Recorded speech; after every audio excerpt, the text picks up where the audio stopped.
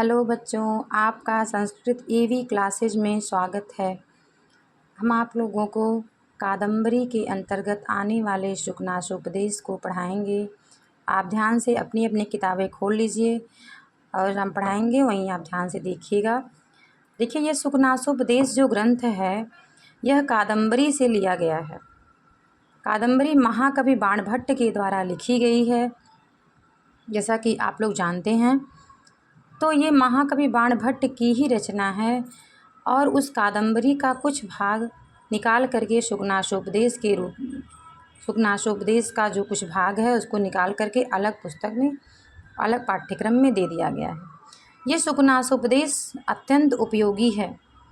हम आप लोगों के लिए अलग अलग करके इसको स्पष्टता, जिससे कि आपको आराम से समझ में आ जाए, इस प्रकार से समझाने का प्रयास किए हैं। आप ध्यान से देखिएगा। तात चंद्रापीठ, हे तात चंद्रापीठ। सुकनास कह रहे हैं, हे तात चंद्रापीठ, विदित वेदितव्यस्य।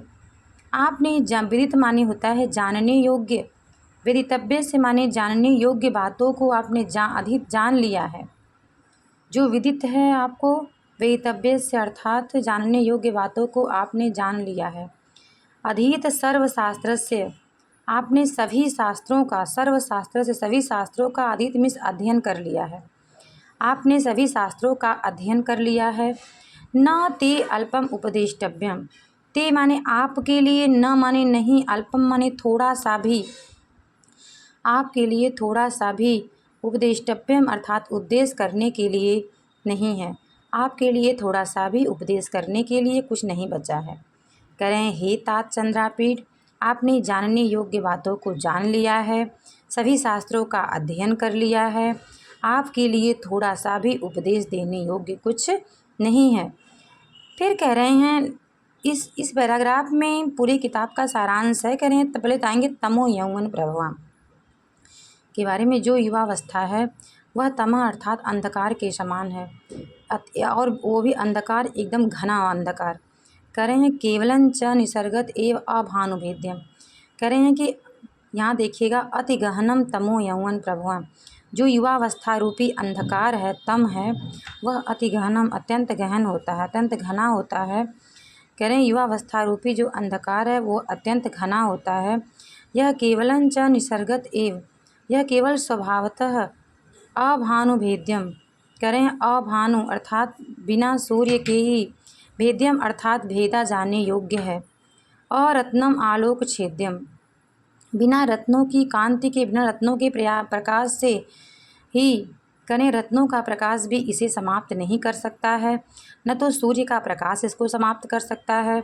और प्रदीप प्रभापनीयम, और यह दीपक के उजाले से, दीपक के कांति से भी समाप्त नहीं हो सकता है। लक्ष्मी मदह, कह रहे हैं कि ऐसा ये यौवन प्रभव है।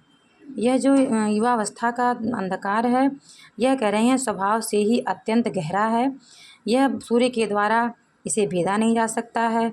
और रत्न आलोक छेद्यम, करें रत्नों की कांत से, रत्नों की ज्योति से इसे समाप्त नहीं किया जा सकता है। और प्रदीप प्रभापनेयम, करें दीपक की कांति के बिना इसे, करें कि दीपक के प्रकाश से दीपक जला दिया जाए फिर भी इस गहन अंधकार को समाप्त नहीं किया जा सकता है। फिर कह रहे हैं, अपरिणामोपशमो लक्ष्मी मद, और जो लक्ष्मी का मद है, जो लक्ष्मी का घमंड है, वह करें अपरिणामोपशमो, अपरिणामावस्था में मतलब वृद्धावस्था के समाप्त होने पर तक अत्यंत दारुण होता है, यह अत्यंत भयंकर होता है, वृद्धावस्था के समाप्त होने पर भी समाप्त नहीं होता। कह रहे हैं, ऐश्वर्य तिमिरांधत्वम, कष्टम अनंजन वर्ति साध्यम अपरम ऐश्वर्य तिमिरांधत्वम, जो ऐश्वर्य की तिमिरांधता है, जो ऐश्वर्य रूपी तिमिरांधता अर्थात रतौधी है, यह कह रहे हैं अत्यंत कष्टकारी होता है। यह अंजन वर्ति, अंजन की वर्तिका से, अंजन की सलाका से अर्थात काजल की सलाका से भी यह शांत नहीं हो सकती है। ऐसी ऐश्वर्य की तिमिरांधता होती है, जिसकी आँखों में यह छा जाती है, करें उसे बहुत ही कष्ट देने वाली होती है। यह अंजन की अर्थात काजल की वर्तिका से, सलाका से भी यह समाप्त करने योग्य नहीं है।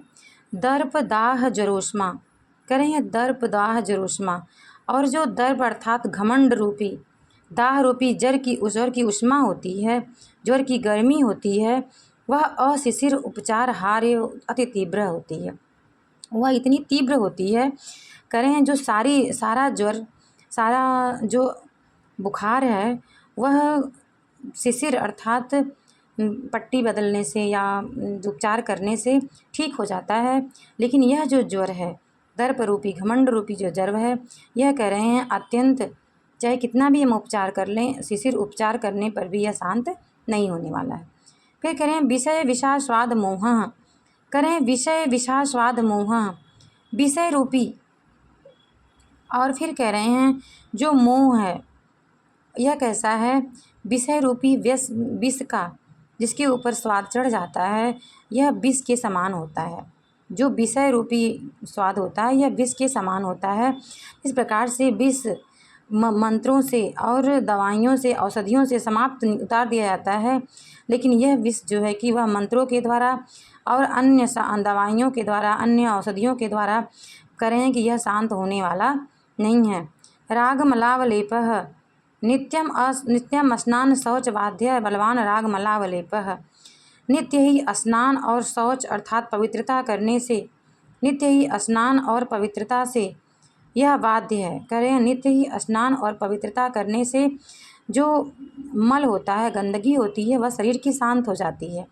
लेकिन यह इतना बलवान है, यह बलवान राग मल रूपी लेप है जो कि लगातार नित्य ही स्नान करने से, पवित्रता रखने से भी यह शांत नहीं होता है।